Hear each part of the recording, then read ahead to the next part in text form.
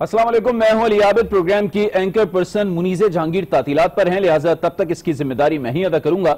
नाज़रीन, मकबूजा कश्मीर के मसले पर आलम अरब की खामोशी हो या फिर वहां बढ़ता हुआ इंसानी अलमिया, पाक भारत जंग के इम्कानात हो या इसराइल के साथ ताल्लुकात का शोशा, इस पूरी सूरत हाल में आज DGISPR major general Asif Ghafoor ने पाकिस्तान का मौक़िफ़ वाज़े कर दिया।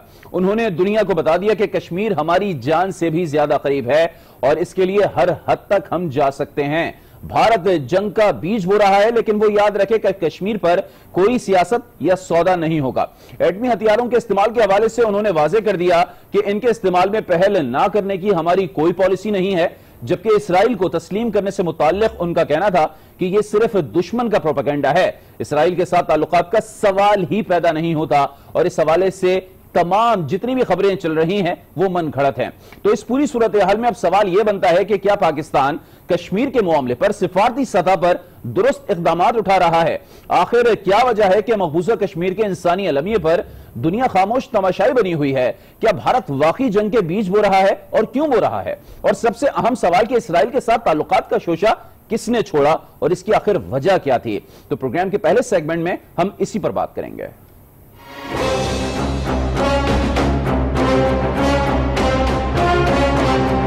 कुछ भी हो जाए, जो हमारी जियोग्राफिक लोकेशन है वो पाकिस्तान को नजरअंदाज करके जिसके जो भी मकासद हैं वो पूरे नहीं हो सकते। हम पॉजिटिवली रेलिवेंट हैं रीजन के इन्वायरमेंट में और जो वर्ल्ड पावर्स हैं उनके इंटरेस्ट के हसूल के लिए। हमारे ईस्ट में इंडिया है, एक बड़ी आबादी वाला मुल्क है, जिसके साथ जो इस रीजन के प्लेयर्स हैं उसके मुआशी मफादात मुंसलिक हैं। वहाँ पे आजकल जो हिटलर के पैरोकार मोदी हैं और उनकी जमात है, उनकी हुकूमत है। अब इन इन्वायरमेंट के अंदर जो मकबूजा कश्मीर में इंडिया ने एक्शन किया है वो एक ऐसी जंग का बीज बो रहा है कि खित्ते के कदम इस वक्त अमन की तरफ बढ़ रहे हैं और वो एक नई जंग के शुरू करने का बीज बो रहा है।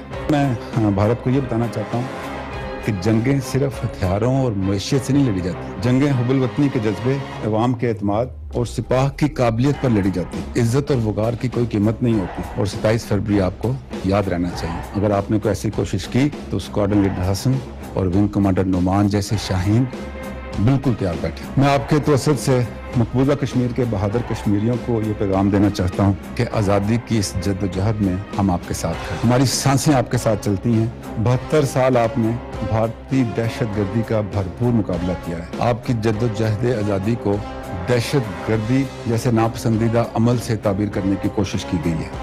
आपकी साबित कदमी को सलाम है। ये आप सोच कैसे सकते हैं कि किसी किस्म की कोई डील मसला कश्मीर के ऊपर हम कर लें? Over our dead bodies. Kashmir मैंने जैसे कहा कि हर पाकिस्तान की रगों में खून की तरह दौड़ता है। हमारी कोई ऐसी पॉलिसी नहीं है कि नो फर्स्ट यूज। हमारा वेपन डेटरेंस का है और उसके लिए जो भी इसका इस्तेमाल है स्टेट की पॉलिसी के मुताबिक होगा।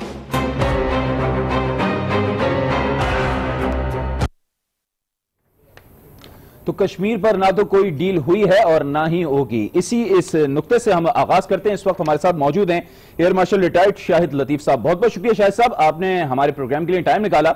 सबसे पहले तो मैं आपसे ये जानना चाहूंगा, पूरी प्रेस कॉन्फ्रेंस यकीनन आपने देखी होगी, आप क्या समझते हैं कश्मीर पॉलिसी पर जो इबहाम थे, खासतौर पर सोशल मीडिया पर बड़ी लानतान हो रही थी इस मामले पर, अब दूर हो गए होंगे वो तमाम इबहाम? देखिए, जानबूझ के इस तरह का प्रोपेगेंडा किया जा रहा है ना, और ये प्रोपेगेंडा करवाने वाले कौन हैं ये भी हमें मालूम है। और फिर जो वैसे जो उसमें कसर रह जाती है हमारी ऑपोजिशन पूरी कर देती है कि एक अपने ज़ाती मकासद के लिए वहाँ से जो नारे और लगवाए जाते हैं और बयान दिए जाते हैं, शुरू से पहले दिन से ये कह रहे हैं जी कश्मीर का सौदा कराए। ये आपको मालूम ही नहीं कि आपके अंदर से जो आवाज़ें उठती हैं उनको बाहर की दुनिया जो है वो बड़ी तेज़ी से आगे फैलाती है और कहते हैं कि ये पाकिस्तान के अंदर से आवाज़ें उठ रही हैं। या आपको याद होगा ना कि वो जो डॉन लीक्स वाला मामला हुआ जी, और उससे पहले पीपल्स पार्टी के दौरान में जो मामला हुआ, वो सारे का सारा आज भी दुनिया उसको दोहराती है और पाकिस्तान के खिलाफ जो उनके बयानिए हैं उसके अंदर उसे शामिल करती है। सही। तो हम अंदरूने खाना इस चीज का ख्याल नहीं करते, मगर पाकिस्तान के जो अंदर से उठती आवाजें हैं वो तो बाहर की दुनिया उनको हाथों हाथ लेती है और फिर सोशल मीडिया उसको खूब घुमाता है। तो ये अच्छी बात है कि DGISPR ने ये बहाम और इस तरह के शक व शुबहात हैं जो दूर करने की बात की और बड़े वजन के साथ उन्होंने सब बातें की कि कश्मीर का मामला क्या छोड़ने के लिए हम यहां तक पहुंचे थे? ये कैसे हो सकता है? और कौन सी चीज है जो आप पर यह असरअंदाज होती है और या आप इस तरह का डंडोरा पीटना शुरू कर देते हैं कि जी कश्मीर का सौदा हो गया? आपने जो 2 हुकूमतें चलाई उसमें आपने कश्मीर के लिए क्या किया? पहले तो उसका जवाब देना कौम को। तो उसके ऊपर तो आप उसके ऊपर तो आपके पास दिखाने को कुछ भी नहीं, सिवाय इसके कि अब आपने अपने जाती मफादात के लिए वो जो अपोजिशन का काम हुआ करता है वो कोई अंदरूनी मसाइल की बात करें, कोई लोगों के मसाइल की बात करें, उसके ऊपर आप एक दूसरे के साथ जो आपके शिकवे गिले हैं वो करें। मगर इस तरह की बातें करते हुए पाकिस्तान को दुनिया भर में बदनाम करना, और हमारा जो इतना बड़ा मकसद है, और फिर कश्मीरियों की इतनी बड़ी जद्दोजहद, कम अज कम उन्हीं का ख्याल कर ले जो आज उनके साथ हो रहा है, आप नहीं देख रहे। बिल्कुल। और फिर इस तरह की बातें करना ताकि उनकी जो तहरीक है उसको नुकसान पहुंचे। अच्छा शाहिद साहब, आप जो कश्मीरियों पर जुल्म हो रहा है कि उन्होंने ये पूरे सोशल मीडिया पर इस वक्त देखा जा रहा है, कन्वेंशनल मीडिया पर भी ये सब कुछ मनाजिर सामने है, बीबीसी तक ने रिपोर्ट किया है, दुनिया के हर बड़े जरीदे ने, हर बड़े चैनल ने दिखाया है, लेकिन इसकी क्या वजह है? सिफारती सतह पर हमें यह कामयाबी अब तक क्यों नहीं मिली है कि जो भारत बर्बरियत का मुजाहरा कर रहा है मकबूजा कश्मीर में, इस पर कंडेम क्यों नहीं कर रहे? अरब वर्ल्ड भी नहीं कर रहा, दीगर ममालिक भी नहीं कर रहे।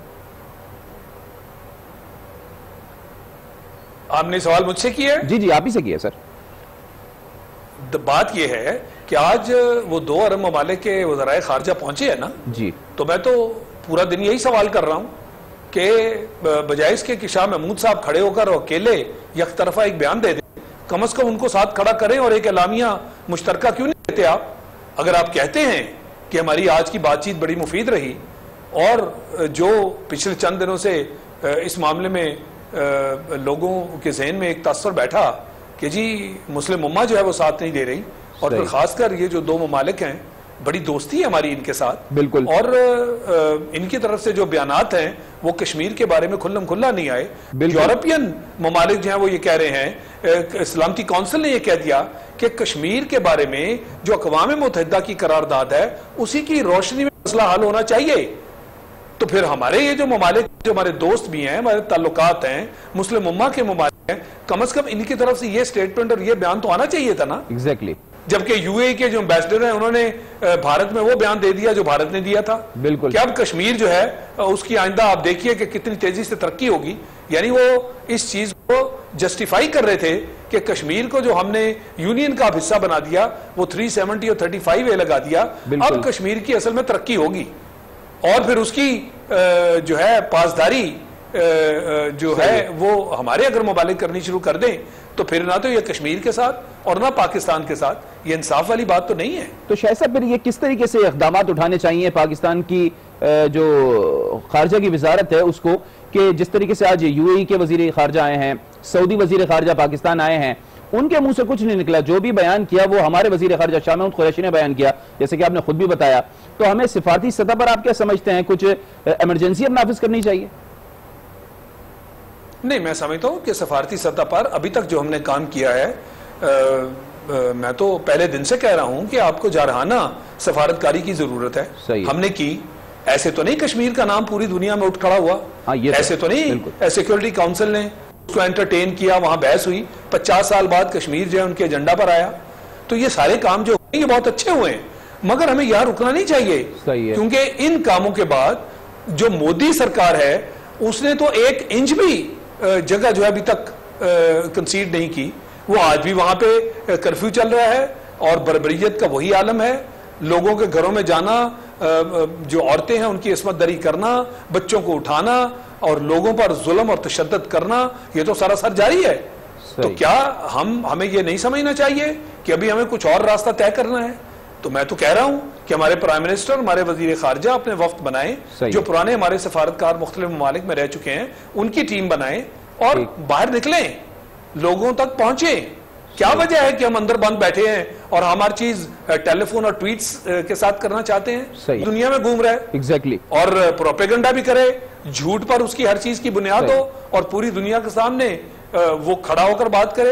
हम तो हक और सच की राह पे हैं, क्या वजह है कि हम यहां से नहीं निकल रहे? ठीक है। अच्छा सर ये भी बताइएगा शायद साहब, जैसे कि जंग की बातें हो रही हैं, कहा जा रहा है कि भारत जो है वो जंग के बीज बो रहा है, तो जरा बताइएगा जंग का किस हद तक आप समझते हैं कि इम्कान है, और अगर होती है जंग तो क्या वजह बनेगी जंग होने की, और कौन सा ऐसा महाज होगा जहां जहां पर जंग हो सकती है, आप समझते हैं?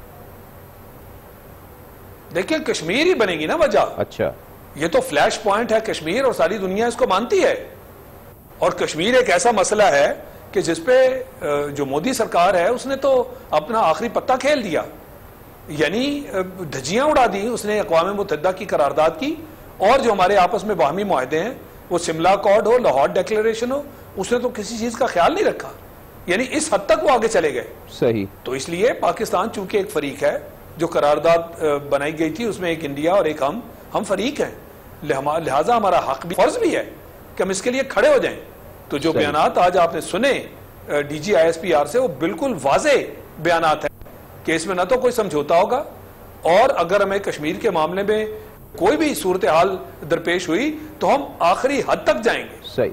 अच्छा, ये सारी चीजों को कवर करता है। अच्छा, एटमी पॉलिसी के हवाले से बड़ी बातें सुनने को मिलती हैं। हमेशा ये कहा जाता है कि पाकिस्तान जो है वो मतलब पहल नहीं करेगा, लेकिन आज तो डीजी ISPR ने कहा कि ऐसी कोई पॉलिसी नहीं है हमारी, मतलब उन्होंने ऑप्शन खुला रखा है। ऐसी कोई पॉलिसी नहीं है, बिल्कुल उन्होंने सही बात की। ये ऑप्शन जो है ये तो हिंदुस्तान ने रखा हुआ था, नो फर्स्ट यूज। आमतौर पे जो बड़े ममालिक होते हैं वही ये चीज जो है इसकी अपने ऊपर पाबंदी लगाते हैं, और उन्होंने लगाई हुई थी, और यकदम हमने देखा कि उन्होंने कहा नहीं जी, इसको हम नए सिरे से देखेंगे और ये पाबंदी अब हमारे ऊपर नहीं है।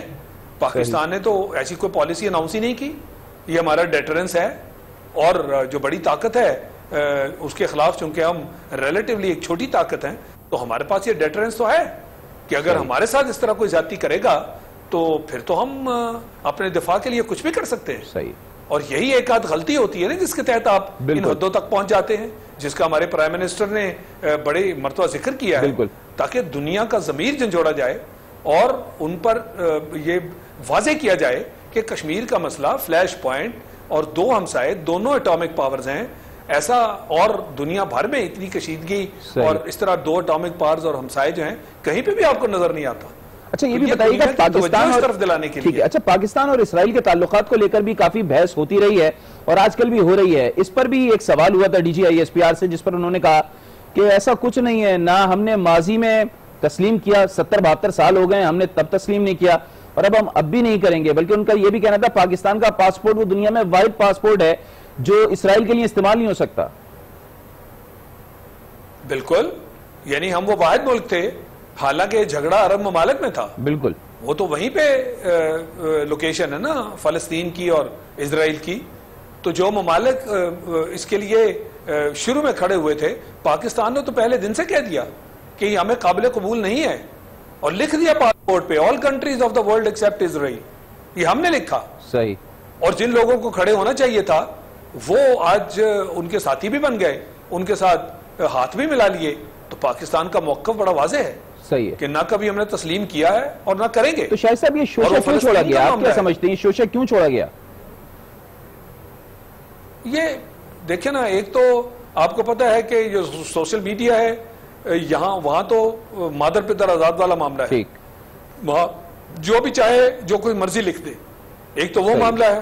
और दूसरा ये कि इसके अंदर इस तरह के पैदा करना शक्को शुबहात और उसकी आड़ में फिर खेलना अपने मकासद के लिए, ये एक तरीका बन चुका है।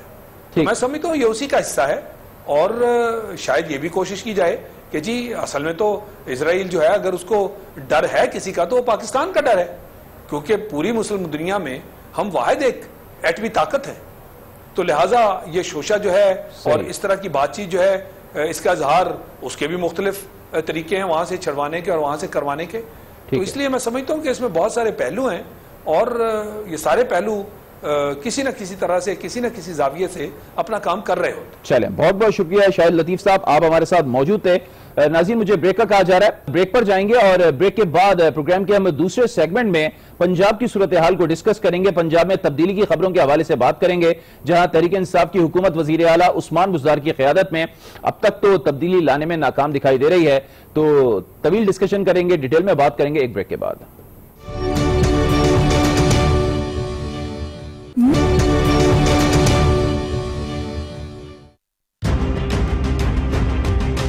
मैंने सरदार उस्मान को पंजाब का वज़ीर आला नॉमिनेट किया। सरदार उस्मान वो वाहिद MP है जिसके घर में बिजली नहीं है।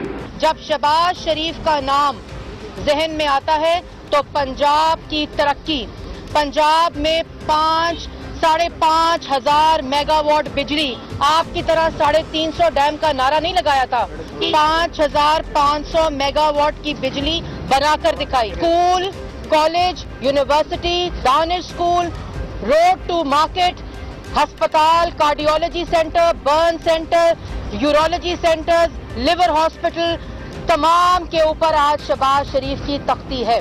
और शहबाज शरीफ के साथ हसद और दुश्मनी की वजह से आपने बुज़दार साहब जैसे वजीर आला को पंजाब में लगाया और पंजाब के लोगों पे जुल्म किया, पंजाब के लोगों के साथ दुश्मनी की।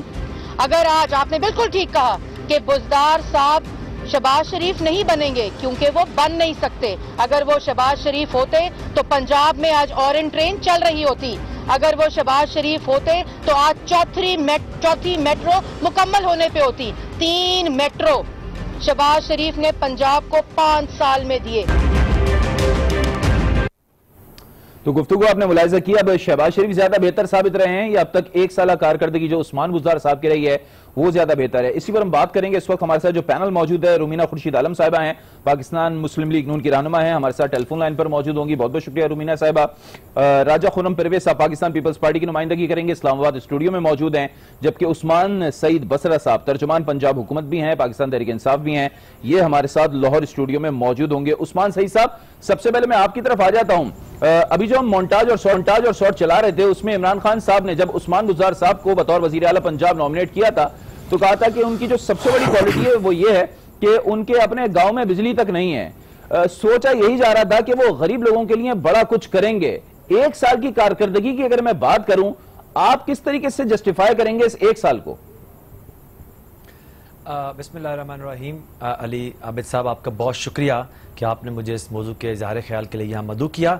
देखिए, अभी जो आपने मोन्टाज चलाया है और उसके अंदर मोहतरमा मरियम औरंगज़ेब जो हैं, मैं माजरत से कहूँगा, फिर जब हम कहते हैं कि ये जब टेलीविजन पे आके झूठ बोलते हैं, इससे नर्म लफ्ज़ मेरे पास होता नहीं है। मैं उर्दू अदब को बड़ी अच्छी तरह समझता हूँ। मैंने बड़ा ढूंढा है कि गलत बयानी का, कज़ब का कोई मुतरादिफ मुझे मिल जाए। अच्छा। अभी मोहतरमा फरमा रही थी शहबाज शरीफ जो हैं, जब हम उनको याद करते हैं तो हमें ये याद आता है। शहबाज शरीफ जब भी हमारे जहन में आते हैं तो हमारे जहन में टीटी आती है। शहबाज शरीफ मेरे जहन में आते हैं तो मुश्ताक चीनी जैसे फ्रंट मैन मेरे जहन में आते हैं। शहबाज शरीफ जब मेरे जहन में आते हैं तो मुझे 56 कंपनियों पे मारा गया शब खून याद आता है। शहबाज शरीफ जब मुझे ज़हन में आते हैं तो मुझे 8,000 करोड़ का मकरूज डिफॉल्टर पंजाब याद आता है। शहबाज शरीफ जब मेरे ज़हन में आते हैं मुझे ठेके और भत्ते याद आते हैं। शहबाज शरीफ जब मेरे ज़हन में आते हैं मुझे मनी लॉन्ड्रिंग याद आती है। शहबाज शरीफ जब मेरे ज़हन में आते हैं मुझे 6-6, 7-7 उनके कैंप हाउसेज याद आते हैं। शहबाज शरीफ जब मेरे ज़हन में आते हैं रमजान शुगर मिल याद आती है। रमजान शुगर मिल के बाद चौधरी शुगर मिल याद आती है। शहबाज शरीफ जब मेरे ज़हन में आते हैं मुझे सलमान शरीफ याद आते हैं जो पाकिस्तान से पैसा लूट के आज मफरूर हैं। सलमान मुझे जब याद आते हैं तो जब मुझे शहबाज शरीफ याद आते हैं तो मुझे बेगम नुसरत याद आती हैं, जिनके ऊपर अभी नैब ने कहा कि खवातीन को आपने फ्रंट पे रख के मनी लॉन्ड्रिंग की। मुझे बताइए, जिस दिन आपको मैं बताऊं, जिस दिन शहबाज शरीफ साहब की तो गारंटी है उस्मान बुज़दार, और मुझे भी याद करा दी। अली भाई एक लाइन अब ये बताइए, उस्मान बुज़दार साहब आपको कैसे याद आते हैं? अभी मैं याद करवाता हूं। उस्मान बुज़दार जब मुझे याद आते हैं तो जनूबी पंजाब के अंदर दिया गया 35% बजट याद आता है। अच्छा। उस्मान बुज़दार जब याद आते हैं तो 6 hospital state of the art जो वो बना रहे हैं जनूबी पंजाब में, वो याद आते हैं। उस्मान बुज़दार का जब जिक्र आता है तो मुझे मेरिट के ऊपर ट्रांसफर पोस्टिंग याद आती है। अच्छा। 9,000 कितनी अली भाई? 9,000 असातिज़ा की ई ट्रांसफर की गई है। 4 से 5 अरब रुपए जिनके अंदर करप्शन के इन्वॉल्व हुआ करते थे। तो मुझे वो याद आते हैं। मुझे सेहत इंसाफ कार्ड की तरफ देखता हूं, 7,20,000 की गरीब मतवसत आदमी को हेल्प, मुझे उस्मान बुज़दार की शक्ल में एक मसीहा नजर आता है। मुझे वो उस्मान बुज़दार याद आ रहा है जिसके दौर के अंदर पॉलिटिकल इंटरफेरेंस जीरो है। मुझे वो उस्मान बुज़दार याद आ रहा है जिसका अपना कोई कारोबार नहीं है। उस्मान बुज़दार ने इस सूबे को जो मुआशी तौर पर मफलूकुल हाल था, जिसके चेक बाउंस हो रहे थे, उस्मान बुज़दार ने उसकी मुआशत के अंदर जान डाली है। 1 साल के अंदर पहली दफा हुआ है। सलमान आबिद साहब, ये आपके टेलीविजन की स्क्रीन पे पहली दफा में ये हुआ है कि पंजाब के अंदर एक भी किसान ने बारदाने की तकसीम के ऊपर सवाल खड़ा नहीं किया। बारदाने की मुनसिफाना तकसीम हुई है और हमने तंदूर के ऊपर गरीब के लिए रोटी के अंदर सब्सिडी दी है, जो असल में गरीब को उस्मान बुज़दार ने प्राइम मिनिस्टर इमरान खान की सरबराही में शेल्टर होम कायम किए हैं। उसने कोई एक मंसूबा पॉलिटिकल ऑस्टेंटिएशन का दिखावे का शुरू नहीं किया है। चले आप तफसीलन बता दिया कि उस्मान बुज़दार साहब इस एक साल में कैसे याद आते हैं। अब जरा मैं रुमीना साहिबा की तरफ चला जाता हूं। रुमीना साहिबा, जैसे कि बता रहे हैं कि 6 हॉस्पिटल स्टार्ट कर दिए हैं, स्टेट ऑफ द आर्ट बनाए जा रहे हैं जनूबी पंजाब में, 9000 मेरिट ट्रांसफर पोस्टिंग की गई हैं, इंसाफ कार्ड का इजरा हुआ है, कोई पॉलिटिकल इंटरफेरेंस एक साल में, पंजाब की मईशत में जान डाली गई है, दीगर चीजें भी इन्होंने कही हैं। तो आप लोगों को एक साल कारकर्दगी क्यों नहीं नजर आती फिर? इसलिए कि हमने ऐनक नहीं पहनी हुई ना, हम ऐनक वाले जिन को नहीं देख सकते कि कहाँ पे वो तरक्की हुई है जो हमें नजर नहीं आ रही, किसी को नजर नहीं आ रही। बड़ी माजरत के साथ बातें हैं कि इस तरह तख्तियां लगा लेने से चीजें नहीं होती, बातें जो पाया तकमील तक पहुंचती हैं। और अभी तो इनका आगाज है, आगे हम देखते हैं कि अंजाम क्या होगा। और खुदा करे कि जो कुछ ये जितना कुछ ये बोल रहे हैं उतना कुछ हमें ग्राउंड रियलिटीज में नजर आए और वो चीजें हों। ये वही उस्मान बुज़दार साहब जो सैलाब में गाड़ी लेके फिर होते हैं, हाँ जी कहाँ पे हैं, वो 2-3 लोगों को लिया और उस चीज की वीडियो बनाई और वो उसको सोशल मीडिया पे कहते हैं। अच्छी बात ये। और आप हमें ये बताएं ना, इंसाफ कार्ड की बात करें, ये हेल्थ कार्ड तो हमने भी बनाए हुए थे, कार्डियोलॉजी हॉस्पिटल तो हमने भी बनाए, स्कूल कॉलेजेस, ये सब चीजें तो हम कर चुके हुए हैं। What they are giving to the people, the nation को वो दे क्या रहे हैं, बात करने वाली मजीद है। आप मुझे बताएं इंसाफ की सूरत हाल कितनी है। हम लोग को तो बार बार ये बुरा और गलत कहते थे, लेकिन मेरा सवाल ये है कि साहिवाल के वाकये को इंसाफ मिला? बिल्कुल। उसके अलावा जो वाकयात अभी हो रहे हैं, जो ह्यूमैनिटी की जिस तरह से ह्यूमन राइट्स की वायलेशन की गई, जो इंतहाई जिसके ऊपर हम पूरी दुनिया में शर्मनाक मैं कहती हूँ वाकया है, उसके ऊपर कोई जवाब है, उसके ऊपर क्या कार्रवाई हुई? तो ये सारी चीजें जो सी हैं वो उसी तरह मौजूद है और मेरे ख्याल में इन सवालों का जवाब ज्यादा जरूरी है। ये वही उस्मान बुज़दार साहब हैं जिनसे हम भी यही सवाल कर रहे हैं कि बताएं कि इंसाफ कब मिलेगा। ये वही उस्मान बुज़दार साहब है जिनको हम देखना चाहते हैं कि जी अगर जिनको मुकाबले पे लाके खड़ा किया गया है तो वो उनका कोई काम भी नजर आए। तो मेरे ख्याल में अभी दिल्ली दूर आ गई। ठीक है, राजा खुर्रम साहब आप क्या कहेंगे? पाकिस्तान पीपल्स पार्टी तो काफी अरसे से पंजाब के इख्तिदार से दूर है, लेकिन अगर आप शहबाज शरीफ साहब और उस्मान बुज़दार को कंपेयर करें तो आप पिछले 1 साल कारकर्दगी पर क्या कमेंट करेंगे और पिछली 10 साल कारकर्दगी को अगर देखते हैं तो? बिस्मिल्लाहिर्रहमानिर्रहीम। शुक्रिया अली भाई। अली भाई, कारकर्दगी पिछले 1 साल की आपने पूछी है बुज़दार साहब की, तो कारकर्दगी पर बात तो तब होती है जनाब जब कोई कारकर्दगी हो। अच्छा, जब कोई कारकर्दगी है ही नहीं तो उस पर क्या बात करें? आपने अभी अपने इंट्रो में दिखाया कि इमरान खान साहब फरमा रहे थे कि मैंने उस्मान बुज़दार को इसलिए वज़ीर आला पंजाब लगाया कि इसके घर में बिजली नहीं है। ये क्राइटेरिया मेरे समझ में ऑनेस्टली नहीं आया। अगर ये क्राइटेरिया है कि इसके घर में बिजली नहीं है, इसको सीएम पंजाब लगा दें, तो कल को आप कहेंगे कि फलाने बंदे के एमपीए के घर में गैस नहीं थी तो हमने इसको वजीर लगा दिया, किसी एमपीए के घर पे रोड नहीं जा रहा पक्का तो उसको हम मशीर लगा देंगे। मतलब ये बातें वो हैं जो समझ से बालातर हैं। दावे बहुत बड़े किए खान साहब ने, उन्होंने कहा कि ये मौसूफ जो हैं ये वसीम अकरम प्लस साबित होंगे। सही। और ये बेपनाह सलाहियतों के मालिक हैं, इनमें बड़ी कैपेबिलिटीज हैं। लेकिन अली भाई माजरत के साथ जो ये बुज़दार साहब में छुपा हुआ हीरा है ना जी, जो इनकी बेपनाह सलाहियतें हैं, वो 22 करोड़ के इस मुल्क में सिर्फ इमरान खान साहब को नजर आ रही है, बाकी किसी को नजर नहीं आ रही। लंबी बात को छोड़िए, अभी ये जो एक वाकया है, एक किलिंग हुई है पुलिस कस्टडी में, गालिबन सलाहुद्दीन नाम था उस बंदे का जिसको मर्डर किया गया, वो पुलिस कस्टडी में जान से गया। मेरे 2 सवाल हैं अपने भाई से, ज्यादा बहस नहीं करते, सही बात करते हैं सीधी सीधी। मुझे ये बताएं कि एक इंसान है जिसके बारे में ये क्या सराई है बड़े जोरों शोर से कि वो मेंटली अपसेट था, नॉर्मल नहीं था वो, सही, और उसका इस तरह पुलिस कस्टडी में मर जाना, उसकी डेथ हो जाना। और दूसरी बात, क्या चोरी की सजा सजाए मौत है? अगर उसने चोरी की भी थी, गलत काम भी किया था, तो क्या यह तरीकाकार था कि चोरी की सजा में क्या उसने कोई कत्ल कर दिया था जो उसको मार दिया गया? तो ये है गवर्नेंस। ठीक कहा रुबीना साहिबा ने, आज तक साहिवाल का हमें नहीं पता लग सका। वैसे तो अगर कोई इनको अपनी जमात में मसला दरपेश आ जाए तो एक टेलीफोन कॉल पे वो डीपीओ पाकपतन वाला वाकया शायद आपके भी मेमोरी में होगा, उसको मुअत्तल कर दिया जाता है। तो जो ये गरीब आदमी है जिसको इस तरह मार दिया गया, इस पर आप क्या कहते हो? दूसरी बड़ी इंपॉर्टेंट बात है जी, उस्मान बुज़दार साहब को मैं ज़ाती तौर पर नहीं जानता अली भाई, बहुत से सियासी लोगों की तरह मेरे लिए भी वो एक न्यूज़ थी जब उनको चीफ मिनिस्टर बनाया गया, लेकिन ये भी एक हकीकत और सच है कि पंजाब की जब आप बात करते हैं तो you are talking about 70% of Pakistan, बहुत बड़ा सूबा है आबादी के लिहाज से। तो पाकिस्तान के इस 70% हिस्से में जो शख्सियत आपने लगाई, क्या उसमें वो अहलियत एक साल में नजर आई? क्या वो काबिलियत नजर आई? मुझे पंजाब में आप एक साल में इनका कोई एक बड़ा कारनामा बता दें। हेल्थ कार्ड की आप बात करते हैं, वो तो तसलसल है बेनजीर इनकम सपोर्ट प्रोग्राम का। और जो ये आप अस्पतालों की बात करें भाई, तो ये जो बड़े प्रोजेक्ट्स हैं ना, ये कंटिन्यूटी में आते हैं। शायद ये इसका संग बुनियाद पिछले दौर हुकूमत में रखा गया, उससे पहले इसकी अप्रूवल हुई हो। मुझे सिर्फ ये बता दें कि उस्मान बुज़दार साहब ने एज चीफ मिनिस्टर पंजाब के लोगों की जिंदगी में क्या बेहतरी लेके आए हैं? चलें, यही बात हम उस्मान साहब से जरा पूछ लेते हैं। उस्मान साहब, एक तो ये बताइएगा, कल फवाद चौधरी साहब का एक इंटरव्यू चल रहा था जिसमें वो कह रहे थे कि जब उस्मान बुज़दार को नॉमिनेट किया गया था सीएम पंजाब के लिए तो किसी को पता ही नहीं था ये शख्स कौन है, और पार्टी में तो बहुत से लोग जानते ही नहीं थे। बहरहाल ये खान साहब का फैसला था, इसलिए सबने कबूल कर लिया। एक तो ये बताइएगा, इस एक साल में ही बातें फिर ये बात क्यों सुनने को मिल रही है कि उस्मान बुज़दार साहब को हटा दिया जाएगा, कोई नया सीएम लाया जाएगा, इसकी क्या वजह है? ये कौन लोग फैला रहे हैं बातें? देखिए अली भाई, मैं सबसे पहले तो कुछ रिस्पॉन्ड करना चाहूँगा। हमारे जो पार्टिसिपेंट्स ने, रुमीना ने कुछ बातें की हैं, राजा साहब ने की हैं। राजा साहब ने मुझे कहा कि कोई एक काम मुझे बता दीजिए जो कारकर्दगी के ज़ुमरे में आता हो। उस कारकर्दगी में आप सबसे पहले तो मैं, क्योंकि आप बार बार 18वीं तरमीम की राजा साहब बड़ी बात करते हैं, पीपल्स पार्टी बड़ा क्रेडिट लेती है 18वीं तरमीम का। 18वीं तरमीम के तहत एक वर्कर्स वेलफेयर फंड है जो मरकज के अंदर था, जिसको कहा गया कि सूबों के अंदर मुंतकिल करें।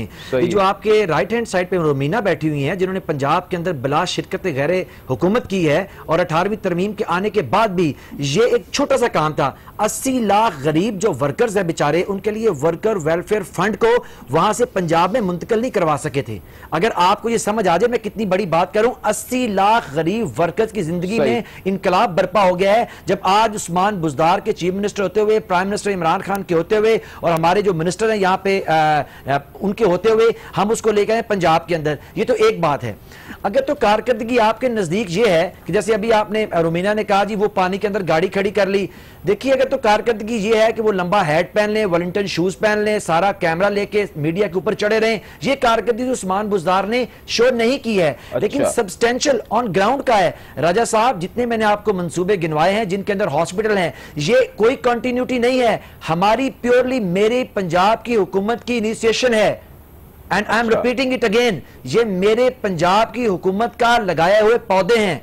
आप तो हुजूरे वाला शहबाज शरीफ साहब जो थे, वो यहाँ कार्डियोलॉजी हॉस्पिटल है वजीराबाद के अंदर, उसको ऑपरेशन क्यों नहीं कर सके थे? कि उसके ऊपर तख्ती लगी हुई थी, अरबों रुपए का वो हॉस्पिटल था। वो कह रहे थे कि इसका क्रेडिट जाएगा गुजरात में चौधरी बरादरान को।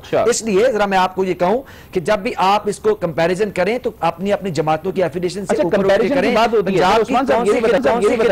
कंपैरिजन की बात होती है, कल्चर और एक पटवारी कल्चर, इस पर बड़ा फोकस किया जाता था आपकी तरफ से। इसमें आप लोग क्या इस्लाहत लेकर आए? थाना कल्चर तो वही है, उसी तरीके से लोग मर रहे हैं। अली भाई गिव मी जस्ट 2 मिनट्स, मैं आपको बताऊं कि हमने क्या तब्दीली लेके आए। ये मैं किसी को, अब पंजाब पुलिस को किसी एक वाकये के तनाजुर में डिफेंड नहीं करने लगा, लेकिन Usman Buzdar as a chief minister और Imran Khan as a prime minister 2016 के अंदर 30,000 डिस्पोज ऑफ की आपकी पुलिस ने जो कंप्लेंट आई।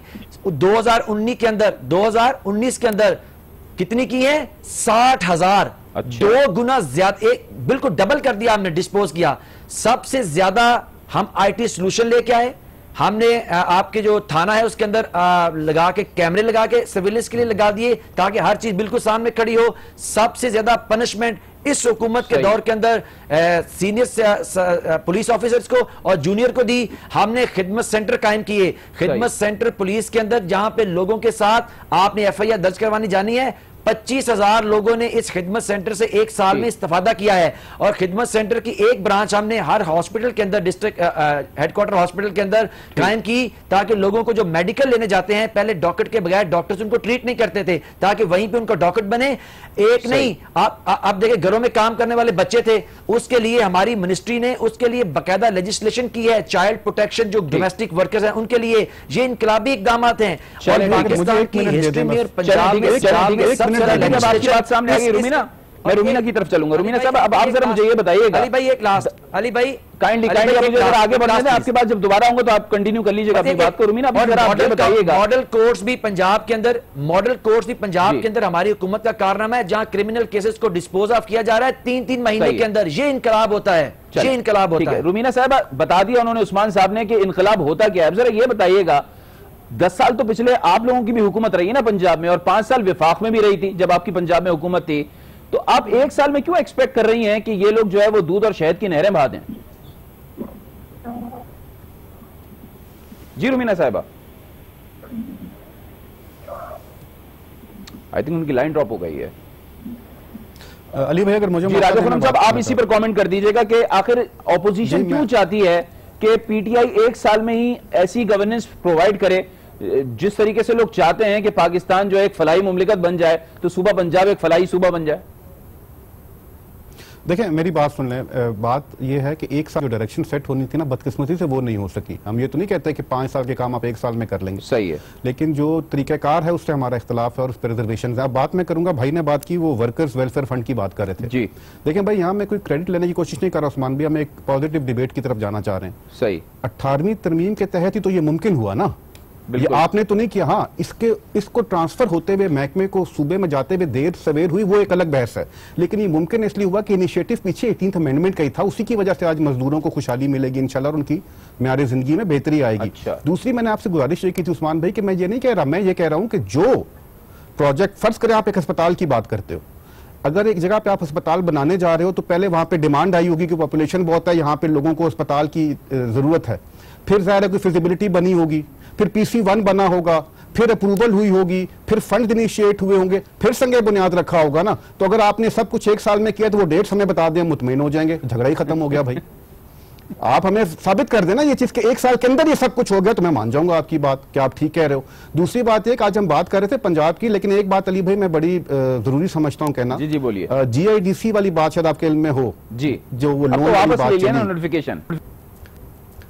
हाँ, लेकिन यही मैं कहना लगा था कि अल्लाह का शुक्र है कि सेंस ने प्रिवेल किया और उनको ये समझ आ गई कि ये क्या करने जा रहे थे। और वैसे बाय द वे इन्होंने कल तक, अली भाई गौर से सुनिएगा, कल तक प्रेस कॉन्फ्रेंसेस होती रही हुकूमती लोगों की, वुज़रा की, कि ये बहुत अच्छा हम करने जा रहे हैं, ये बहुत जबरदस्त हम काम करने जा रहे हैं। ऑर्डिनेंस आप लेके आ रहे हो पार्लियामेंट पे, ऑर्डिनेंस लाया जा रहा है जब एक जमहूरी तौर पे आपकी नेशनल असेंबली भी मौजूद है, सूबाई असेंबलियां मौजूद हैं, सेनेट मौजूद है, पार्लियामेंट को बुलडोज करके आप ये ला रहे थे और सिर्फ चंद खानदानों को खुश करने के लिए। और मेरा ख्याल है इस पे हमें शुक्रिया अदा करना चाहिए मीडिया का भी और बाकी सियासी जमातों का भी, मेरी जमात समेत, जिन्होंने इसको रेस किया और हुकूमत मजबूर है उसको वापस लेने पर। ठीक है उस्मान साहब, अब जरा आप इस बात पर दीजिएगा और जरा मुझे ये भी बताइएगा, अब जरा वजीर आला पंजाब उस्मान बुज़दार की तब्दीली के हवाले से बात कर लेना। मैंने पहले भी आपसे सवाल किया था, ये 1 साल के अंदर ऐसा क्या हुआ है कि उनकी तब्दीली की बाज़गश सुनाई दे रही है? 10 साल शहबाज शरीफ साहब रहे वजीर आला, एक दफा भी ये बात सुनने को नहीं मिली कि उनको तब्दील किया जा रहा है। आखिर क्या वजह है? उस्मान बुज़दार के हवाले से खबरें क्यों आ रही हैं? या अली भाई ये पूछ लें कि 1 साल के दौरान ऐसा क्या नहीं हुआ कि उनको चेंज होना चाहिए? अच्छा यूं पूछ लेना, भाई के लिए सवाल आसान कर दे। चले आपका सवाल भी चलेगा उस्मान साहब, उस्मान भी बोले, बात करें। जी अच्छा अली भाई देखिए, सबसे पहले बात मैं आपको इसको एक छोटी सी बात आपके सामने रखता हूं, है जुर्म ज़ईफ़ी की सजा मर्ग मुफाजात। अच्छा, जो उस्मान बुज़दार का एक ही डायलामा है कि वो तख्ते लाहौर से बिलोंग नहीं करते और पाकिस्तान के लोगों का मिजाज ये है कि वो एक इशराफिया के खानदान से हट के, जिसको राजा खुरम साहब रिप्रेजेंट कर रहे हैं और मेरी बहन रुमीना ये तो बारहा यही कहेंगे, जो तख्ते लाहौर से नहीं है वो वज़ीर आला बन कैसे कर सकता है, जो इशराफिया में से नहीं है वो वज़ीर आला बन कैसे सकता है, और बन गया है तो चल क्यों कैसे रहा है। देखिए इस कौम को यह समझना होगा कि लोग पाकिस्तान के आम आदमी को वोट दे के जब भेजते हैं तो उसका भी उतना ही हक है। लैया भी पंजाब है, राजनपुर भी पंजाब है, लैया की माओ के बेटे भी CM बन सकते हैं क्योंकि वो पंजाब के अंदर रहते हैं। राजनपुर की माएं, बखर की माएं बांच नहीं है और ये इसके अलावा कोई जुर्म नहीं है। ये मीडिया के ऊपर बार बार जो यहाँ पे एक चीज आ जाती है जी, आज वो तब्दील हो रहे, कल ये जो अपना जरदारी साहब हैं आज से महीना पहले फरमा रहे थे नैब कोर्ट के अंदर कि इमरान खान तो गए जी 1 हफ्ते के अंदर, जी 2 हफ्ते के अंदर, जी 3 हफ्ते के अंदर। सियासतदान जो होते हैं जब परफॉर्मेंस के ऊपर कुछ नहीं कर सकते और खबरों का हिस्सा नहीं रहते और इवेंचुअली वो अपने कारनामों की वजह से जेलों में चले जाते हैं, तो इस तरह के शोशे छोड़ते रहते हैं अखबारात की जीनत बनने के लिए, खबरों में रहने के लिए। वो बिल्कुल नहीं कहीं जा रहे। देखिए मैं आपको बताऊं, पाकिस्तान तहरीक इंसाफ एक जबरदस्त सियासी पार्टी है जिसके अंदर जमहूरियत है। ये शराफिया की पार्टी नहीं है, ये खानदान का तख्त ताज नहीं है। इमरान खान पाकिस्तान तहरीक इंसाफ को सही मानों में ट्रूली एक जमहूरी पार्टी बनाने पे बिलीव रखते हैं। हमारे अंदर, मैं आम घर को रिप्रेजेंट करता हूं, मेरा कोई बड़ा पॉलिटिकल बैकग्राउंड नहीं है, मैं शराफिया से नहीं हूं, मैं इस पार्टी का सेक्रेटरी इंफॉर्मेशन हूं पंजाब का, अली भाई आपके सवाल का जवाब तर्जमान हूं। ये वो तब्दीली है जिसको इमरान खान ने आपके मुल्क में लेके आए। वरना यहां पे आपको अली भाई याद होगा, एक ही खानदान के बच्चे, समधी, बेटे, दामाद, बहुएं, उनके बच्चे यही इक़्तिदार समझे जाते थे, यही जमहूरियत समझे जाते थे, यही जमहूरियत की मजबूती थे। एक काम करें ना, क्योंकि राजा खुर्रम साहब भी कह रहे हैं, उस सवाल का जरा जवाब आ जाए। ये बता दीजिए, ये खबरें हो क्यों रही हैं, क्यों आ रही हैं सामने? मैं फिर एक सवाल आपसे ये कर रहा हूं ना कि दीगर भी वजीर आला पंजाब गुजरे हैं, ऐसा नहीं हुआ एक साल के अंदर तब्दीली की बाज़ सुनाई देने लगती थी इन्हीं के, बल्कि जब से वो बने थे 3-4 महीने बाद से ये बातें सुनने को मिल रही थी। मैंने तो अली भाई आपको शुरू में उर्दू अदब से एक बड़ा जबरदस्त एक पोइट्री सुनाई है कि है जुर्मे ज़ईफ़ी की सजा मर्गे मुफाजात, इसलिए कि जो अशराफियां हैं, और अशराफिया सिर्फ पॉलिटिक्स में नहीं है, आपके मीडिया के अंदर भी हैं और मुआशरे के मुख्तलिफ स्टॉटम के अंदर भी अशराफिया मौजूद हैं। उनको एक आम आदमी को का सीएम बनना हजम नहीं हो रहा, इसलिए रोज उनके पेट में मरोड़ उठते हैं। लेकिन आप ये मेरी बात लिख लीजिए, अगर इमरान खान उनकी परफॉर्मेंस से मुतमिन है, वो कहीं नहीं जा रहे और वो यहीं स्टे कर रहे हैं, बिल्कुल नहीं जा रहे, और ये बिल्कुल आप इस चलें, ठीक है, चाहिए 20 सेकंड में और दूसरे लोगों के लिए एक कमेंट कर दीजिए। कहीं नहीं जा रहे वजीर आला पंजाब उस्मान बुज़दार। मेरा तो इसमें इंटरेस्ट नहीं है कि कोई जा रहे हैं कि नहीं जा रहे हैं, हम तो ये चाहते हैं कि डिलीवर करके दिखाएं और काम करके दिखाएं। बसरा साहब बात को और ही तरफ लेके, आपका सवाल कुछ और था, सवाल गंदम जवाब चना आ गया। अगर आप साउथ पंजाब की बात करते हैं यार, तो साउथ पंजाब को तो हम पीपल्स पार्टी ने जितनी रिप्रेजेंटेशन दी है किसी ने दी, हमने वज़ीर आज़म दिया आपको, हमने वज़ीर खारजा आपको दिए 2 वहां से, हमने सदर पाकिस्तान जनूबी पंजाब से दिया। तो इसको इलाकाई बुनियाद पर ना लेके जाए, परफॉर्मेंस पे बात करें, परफॉर्मेंस पर बात होनी चाहिए, बात हो रही है इलाकाई तासुब पे मत लेके देनी चाहिए और विफाक में भी परफॉर्मेंस देनी चाहिए। उसी के नतीजे में हम देखेंगे कि मुल्की मईशत भी आगे बढ़ेगी और पाकिस्तान का नाम भी रोशन होगा। रुमीना खुर्शीद आलम पाकिस्तान मुस्लिम लीग नून की रहनुमा, ये हमारे साथ मौजूद थे टेलीफोन लाइन पर, उनका भी बहुत शुक्रिया। राजा खुर्रम परवेज साहब पाकिस्तान पीपल्स पार्टी के रहनुमा हमारे साथ मौजूद थे, उनका भी बहुत शुक्रिया। और उस्मान सईद बसरा साहब तर्जुमान पंजाब हुकूमत और पाकिस्तान तहरीक इंसाफ, ये भी हमारे साथ मौजूद थे, उनका भी बहुत शुक्रिया। प्रोग्राम देखने का बहुत शुक्रिया, फीडबैक से जरूर आगाह कीजिएगा। मुझे दीजिए इजाजत।